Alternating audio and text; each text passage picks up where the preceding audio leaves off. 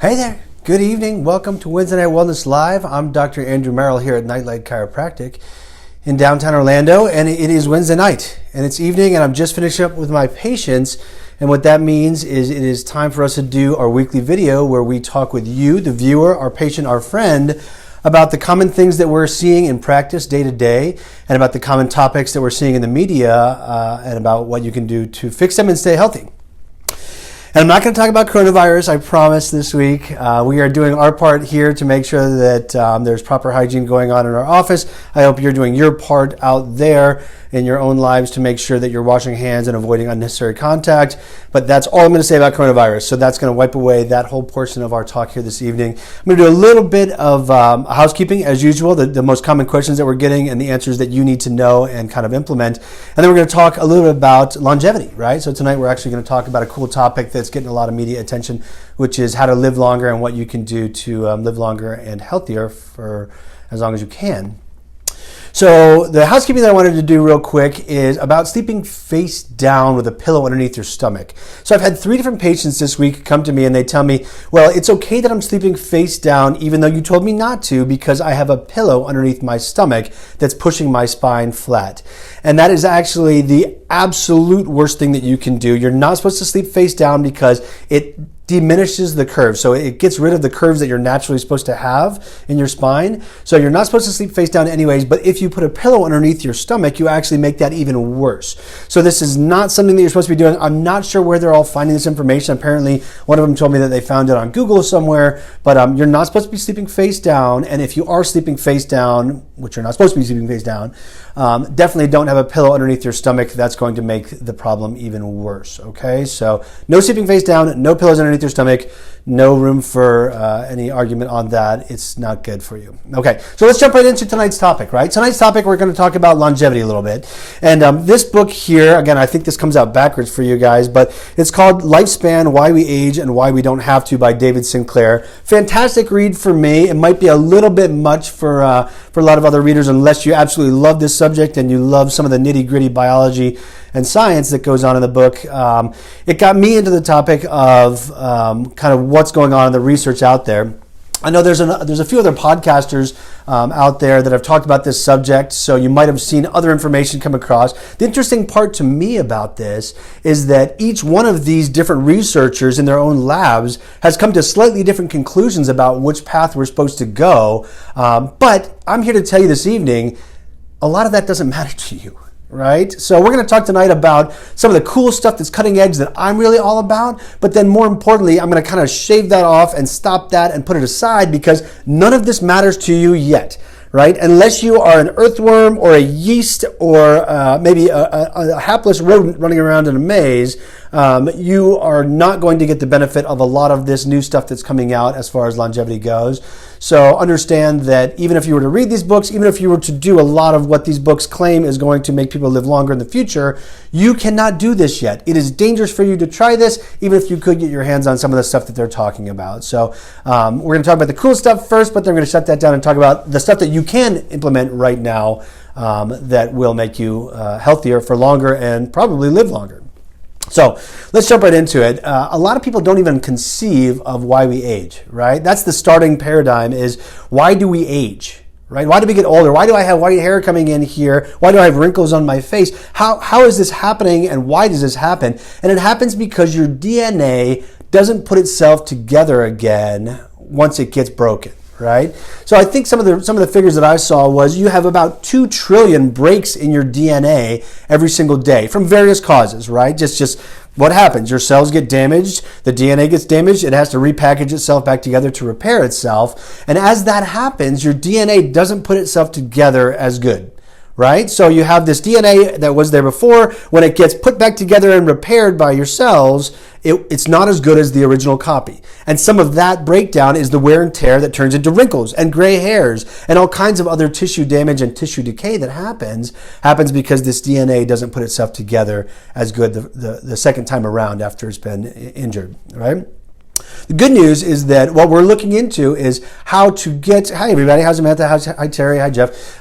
We're looking into how to get this DNA to put itself back together in a better shape, right? So DNA's been damaged. It's going to put itself back together. How do we get that to happen at a better level so that aging doesn't happen quite as fast, or maybe not at all, right? If we can find a way for that DNA to put itself right back together like it was, you wouldn't age at all, right? So the stuff right now, like I said just a minute ago, that we're doing right now in these labs is on earthworms, and it's on yeast, and it's on rats and mice, and it does not lend itself quite to humans just yet, but this wave is going to really allow us to do some of the more human clinical research. So what we found recently was something called sirtuins, right? And this is only important, like this is just the backstory, so bear with me as I give you some of this backstory. Sirtuins are these protein enzymes that are actually in control of when your body goes to put that DNA back together, does it do it in the right way, or does it do it kind of loosely and haphazardly?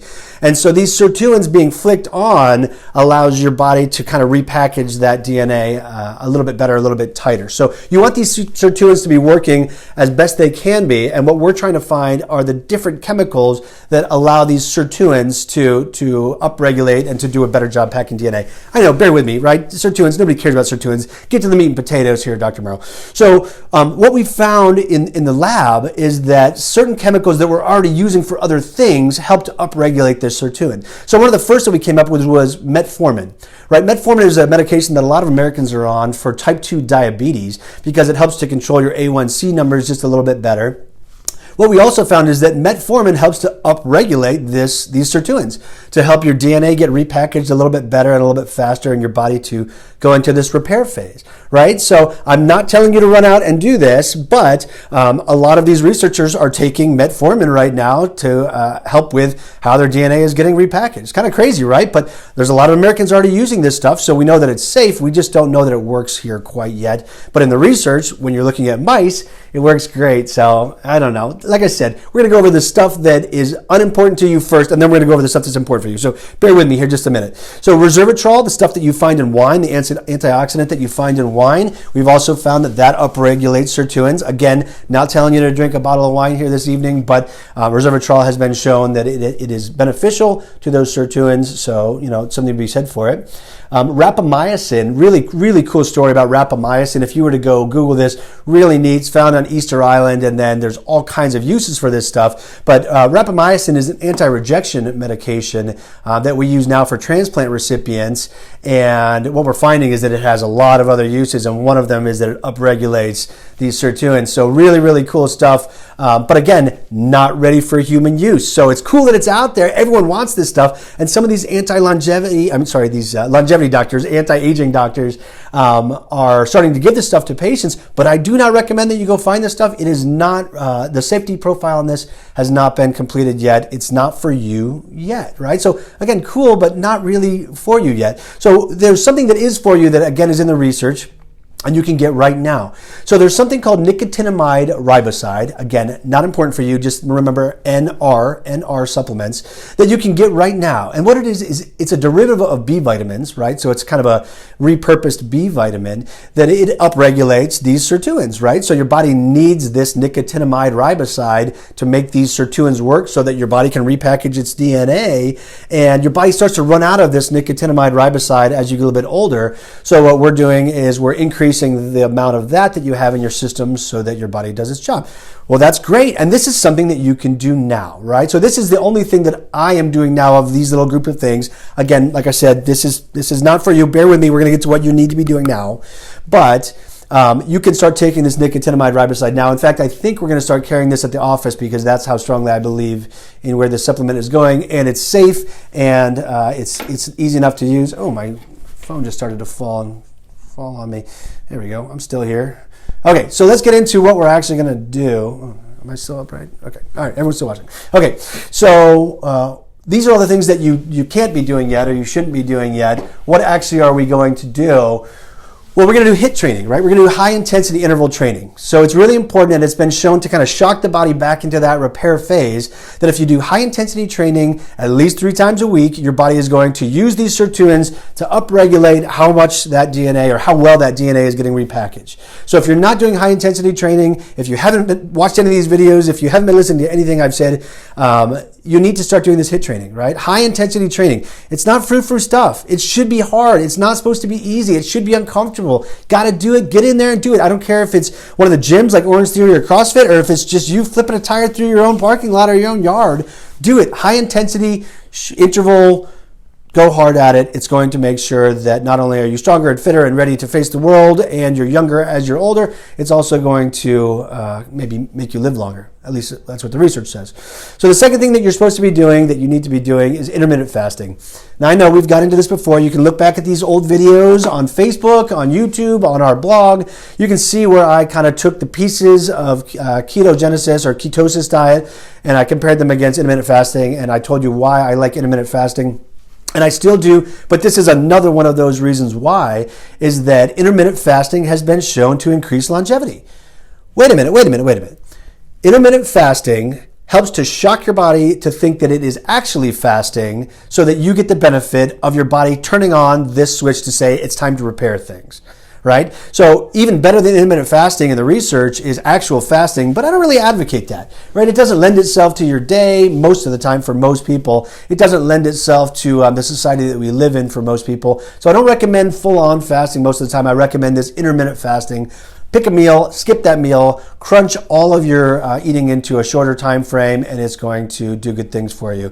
So I have a comment there that it's going to make you grumpy to do a little bit of fasting, and it is, right? Your body likes to be full. There's something about being full. If it was so happy and nice to be starving, there would be a lot more thin people. Obesity would not be a problem here in the United States. It's not that much fun to intermittently fast, but your body does get used to it very quickly. Right, so I do recommend that if you try it, you're going to find that after just a couple short days, maybe a couple short weeks, your body's going to get used to it, and it becomes much more tenable, much easier to stomach. There's my pun for the night. So there's a high intensity interval training that's in vogue right now. People are doing that anyways. Incorporate that. There's this intermittent fasting, really important. Very well studied that you should be doing this anyways. You need to avoid cellular damage as best you can. That's smoking, that's sunburns, that's excessive X-rays and CT scans. Again, I've talked about this in previous subjects. And videos that you can find on YouTube. Avoiding some of these things is going to be beneficial for cells to not be injured more. Also, I rarely talk about this, but this is in the literature, is shocking your body other ways. So you can shock your body with a hot sauna, and you can shock your body with like whole body cryo or just a cold plunge. But doing that occasionally will also help your body to go into that repair phase. I like it. I see down here you're eating just one big meal a day. That works. That works for maintaining body weight, and that also works for that intermittent fast where your body's in that repair phase a little bit longer and upregulating sirtuins. So again, you can shock your body with that cold and that heat, which is also going to get your body to repackage those cells just a little bit better, that DNA just a little bit better. So in conclusion, like I was just saying, there's a lot that you can't do, but that there is a lot that you can do right now. The intermittent fasting, the high intensity interval training, get good sleep, again, really important, right? We talked about all-cause mortality. If you're not getting enough sleep, you're not going to live longer if you're not getting good sleep. Make sure that you are incorporating the good sleep. Also, like I said before, I supplement with nicotinamide riboside now. There's also NMN, nicotinamide mononucleotide. Again, it's out there. It's kind of expensive, but it's been shown to get good results, and you can start taking it now. I supplement with the nicotinamide riboside right now. And if you were going to do anything, that would be maybe the one thing that I recommend. I got a question here about grazing all day, lots of small meals, skipping dinner. So skipping dinner becomes intermittent fasting, right? Like, it doesn't have to be that you skip breakfast to intermittently fast. You can skip dinner. So if you eat lunch at, let's say, 1, and then you don't eat again until breakfast the next day at like 8 a.m., that's still intermittent fasting. It works. So intermittent fasting sounds like something to lose women do in between choices with too much caffeine. I'm trying to read comments here. That one doesn't make sense though, Jeffrey Coolness, and that was a pun, stomach it, if you can't stomach intermittent fasting. Oh, some of this is just lost. Anyways, let's see. So I was talking about intermittent fast, high intensity training, good sleep, maybe look into nicotinamide riboside, hydrate, although, it's not in the research for longevity, so it's good for your body, but I don't know if it's going to make you live longer. And then the last thing that I do that also is kind of important is to maintain BMI, right? So I try and keep my BMI relatively tight, right? My body weight doesn't fluctuate more than about 3, 4, 5 pounds, and that's good for you as well. So I would recommend trying to get to a body weight that suits you, that keeps you happy, that keeps you somewhere in a good range for yourself, and then keeping it pretty narrow in there. Again, there's some studies that relate that to longevity. So anyways, if you have questions, so I got a question here. Is it bad to eat one large meal a day? It's not bad to eat one large meal a day, right? What you'll find is that you're constricting calories just a little bit. Your body will get used to that one meal a day. There's nothing anywhere that says that eating one large meal a day is bad for you. Now keep in mind, wait. I have to pull that back just a little bit. If your one meal a day is absolute trash, if your one meal a day is like a Domino's pizza and a 6-pack of beer, yeah, not good, right? Like, it can't be that. You can't trade in intermittent fasting for like complete garbage. But if it's moderately good, like some lean meat and some vegetables, one meal a day is just great, and you're doing that intermittent fasting, and that's what you should be doing. So, I don't know. If you have more questions for me, I'm here in the comments section. This bings right to my phone. I'd be happy to answer any questions that you might have. Love to see that you're watching. Thanks for tuning in. This has been Wednesday Night Wellness Live. I'll see you again next Wednesday. Have a great rest of your week. Good night.